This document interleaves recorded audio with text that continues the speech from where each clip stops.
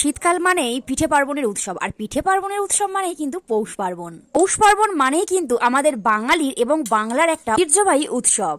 আমাদের গ্রাম বাংলার সমস্ত ঘরে ঘরে পিঠে পুলি খাওয়া হয়, বিভিন্ন রকমের পিঠে পুলির সমারোহ থাকে। আমাদের বাড়িতেও কিন্তু বিভিন্ন রকমের পিঠে হয়েছিল। মা তো পুরো সকাল থেকে একদম পিঠে বানাতে ব্যস্ত হয়ে পড়েছিল।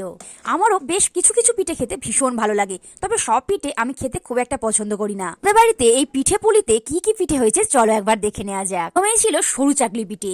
এই সরু চাকলি পিঠে কিন্তু খেজুর রসের গুড় দিয়ে খেতে কিন্তু দারুণ লাগে। তারপরে ছিল দুধ পুলি। এই দুধ পুলিটা কিন্তু সবাই খেতে ভালোবাসে, মানে আমার তো পিঠের মধ্যে সবচেয়ে ভালো লাগে এই দুধ পুলি খেতে। দুধ পুলিটা দারুণ হয়েছিল খেতে, একদম নরম। পরে ছিল গরম গরম রসগোল্লা। না না, এটা রসগোল্লা না, এটা হলো ডালের রসগোল্লা, মানে এটা রস বড়া।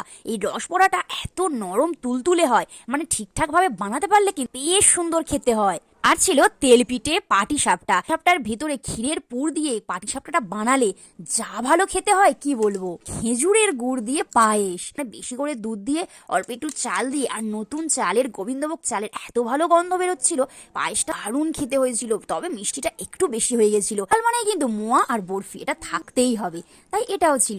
আর অবশ্যই গুড়ের রসগোল্লা ছিল, বাট সেটা আর ভিডিওতে দেখানো হয়নি। তোমরা কি কি পিঠে খেতে ভালোবাসো সেটা কিন্তু জানাতে একদম ভুলো না। এটাই ছিল আমাদের পিঠেপুলি উৎসব। আমাদের বাড়ির পিঠেপুলি উৎসবের পিঠেগুলো তোমাদের কেমন লাগলো অবশ্যই কিন্তু কমেন্টে জানিও। টাটা।